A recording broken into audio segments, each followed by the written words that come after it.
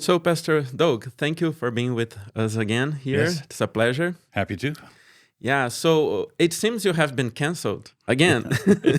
Well, Is that right? yes. I'll put it this way. This is not the first time this has happened. Not my first rodeo. This has happened to me before. Not quite on so grand a scale, but the pressure. Once again, we see the display of what I call totalitarians. Yeah, sure. Okay, the left does what they do in the name of tolerance, but they don't tolerate any. They tolerate very little. Yeah, it's the tolerance of the intolerant. Right. They like to be. Yeah. So for those of you who don't know, Pastor Doug was scheduled to go to Brazil for a VNAC conference, but unfortunately, they canceled his participation there after some attacks from a leftist journal, newspaper in Brazil called The Intercept. Right. Yeah. And the reason for the cancellation was inability to guarantee security.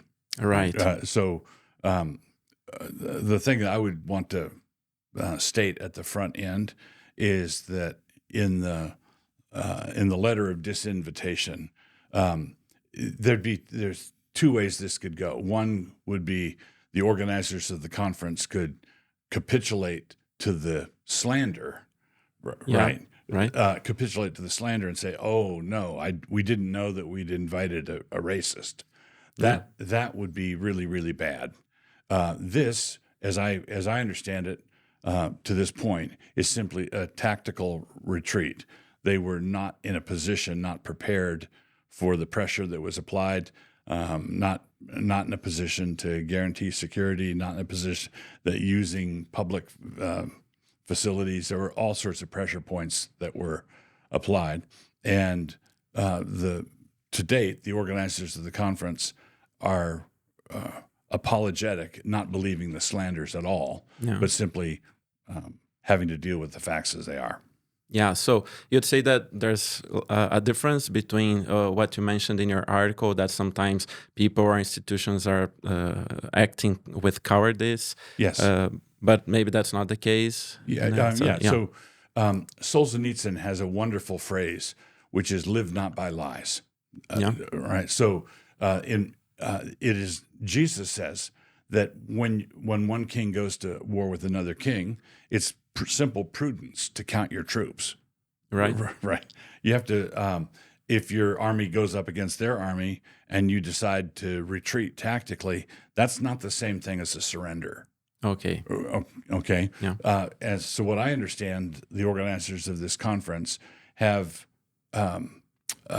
adopted a tactical retreat on this point, but they've not said, "Oh, you're right about racism, you're right about slavery, you're right about all those things." That would be a surrender, and that would be simple cowardice. Okay, yeah. Right. And the thing in my article, I talk about Winston Churchill's line about the appeaser is the one who throws others to the alligator, hoping to be the last one eaten. And we Christians, everybody who believes the Bible, has to understand that the people who came after me at this conference are also coming after you. Exactly, yeah. Right. So we're all of us, if we believe in Jesus, if we believe the Bible, then all of us are in the lineup. All of us are in line. Some people are number 2 in line. Some people are number 17 in line. But if you believe the Bible, you're in line. Yeah, right. And you can't pretend, it's cowardice to pretend that you're not in line. It's cowardice to pretend that they're not going to come after you and your family. Yeah, isn't it? Well, I'm not saying it's the same, but maybe there's a parallel to what happened during the Second World War in Germany when they were persecuting Jewish people and some other minorities, and people would just throw them to the to the Nazis just so they could survive another day or something like that. Yeah. So if okay, I'm not a Jew, so you can do that to them. No, as soon as you see people aggrandizing the kind of authority and power to themselves to shut down and shut up anybody they disagree with, that's not going to end well. Yeah, they're going to keep doing it. So so the thing that the organizers of this conference and evangelical believers in Brazil have to understand is while this setback ought not to discourage us, we have to acknowledge that it's going to encourage the enemy. Right. Right. The enemy is going to be encouraged, and they're going to try something bigger and better and more outrageous next time. Yeah. Right. Because if they find out, okay, you don't have security at this conference. Okay, we can. Good news for them. Right. Yeah. Yeah.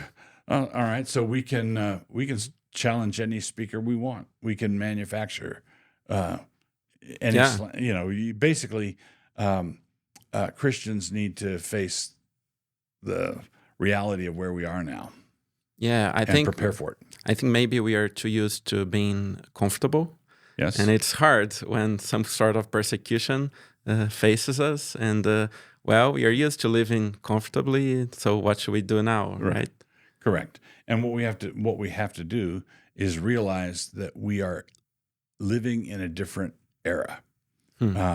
The previous era, when we had a reasonable amount of religious liberty, a reasonable amount of liberty, and we got comfortable with that, what happens is getting comfortable sometimes is synonymous with getting soft. Yeah. And when you're soft, you're vulnerable. And when you're vulnerable, they attack. Right. Our enemies are hard. Okay. Yeah. They're ready for conflict. And they're more ready for conflict, I think, than believers are ready for much conflict. more, I think. Yeah. Much more. Because they're provoking it. They're pursuing it. Evangelical Christians have to stop thinking that to be in conflict is to be sinning somehow. Yeah. Right? That's not the way. And sometimes it seems like we think that our main job is to be like Mr. Nice Guy, Right. just being nice to everyone and being... Because Right. Jesus says, the Bible tells us that we should be in peace to everyone, but that's not the same to like being the Mr. Nice Guy, right? Right. Jesus says, beware when all men speak well of you. If Yeah. everybody thinks you're doing wonderfully, then something's wrong. At least there's some sort of danger that you need to be aware of. So, and the next thing that we should realize is that it's sort of been a drumbeat mantra from the evangelical leadership that has just been retired. Okay. So in the events of the last 3 years have caused the leadership of the evangelical world to largely discredit themselves, not universally, but largely. I mean, after COVID and COVID, pandemics. lockdowns, masks, vaccines, the state said jump, and our evangelical leaders said, how high do you want us to jump? Right? So, and so we're in a new era. That era of comfort and ease is now done. It's gone. It's not coming back. Yeah. Right. There's a American comedian who once said, what do you do if you drop your car keys in a stream of hot flowing lava? He said, well, forget about it, man. They're gone. Right. Yeah. Well, the times you remember 20 years ago, Gone. it's gone. It's gone. Yeah. But in that day, we were taught over and over and over that it was our duty to be winsome. Okay? Right. Yeah. Winsomeness is the ticket. We must be winsome. We must be winsome. But now, one of the things that we have to realize, I think it's important for Christians to be winsome, but fighting is now winsome.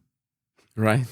Yeah. Right. If Christian leaders, if shepherds defend their sheep, if shepherds fight wolves, the sheep like that. Yeah. Right. The sheep feel secured and protected if their shepherds are willing to fight. And an unwillingness if a shepherd is not willing to fight wolves, Jesus tells us in John 10 that he's a hireling. He's just there for the pay. He doesn't love the sheep. The shepherd, he says, lays down his life for the sheep.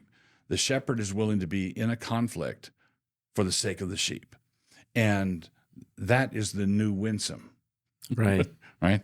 And that would be my message. That would be my takeaway out of all this. Oh, okay. Yeah. Christian leaders need to gear up preparing themselves for the new winsome. Yeah, that's great advice. And also, one of the things that bothers me, I think, the most is that in Brazil, even as a church, we are still very dependent of the government in different instances, either the federal government or state government or whatever it is. And even for our day-to-day activities or sometimes for events or things like that. And it seems like whoever has the money has the power. Mm-hmm. So what should we do? I mean, well, not just events, but even Christian schools and other are very still dependent on the government. Dependent, like by regulation or subsidies or both. Well, regulations for sure, but many of them also with subsidies and sponsorships and things like that. My advice would be, oftentimes the regulations are the place where the government control bites. That's where we don't like it. It pinches us. The government regulations pinch us. But the subsidies help us. We become dependent on it. So my advice to people on an individual level, family level, school level, church level, is refuse the benefits first. Yeah. Okay. Don't draw the line. Oh, I'm going to take all your money, and then you tell me to do something I don't like to do, and now I'm going to be a stalwart champion of liberty. No, start with the benefits. Start by refusing benefits. So if a law is passed to give a stipend to every church that has, a pianist or something, it's the piano playing incentive act or something, you just don't apply for it. Don't take the money, because there's an old English proverb: "He who takes the king's coin becomes the king's man." Yeah, right. Okay, and I think that's very true, and it's playing out here now. So to the extent that you're dependent upon government largesse, do everything you can to restrict or eliminate those dependencies, and get into a position of true independence. In the Reformation, one of the great battles that the Reformers fought was for the independence of the church. Yes.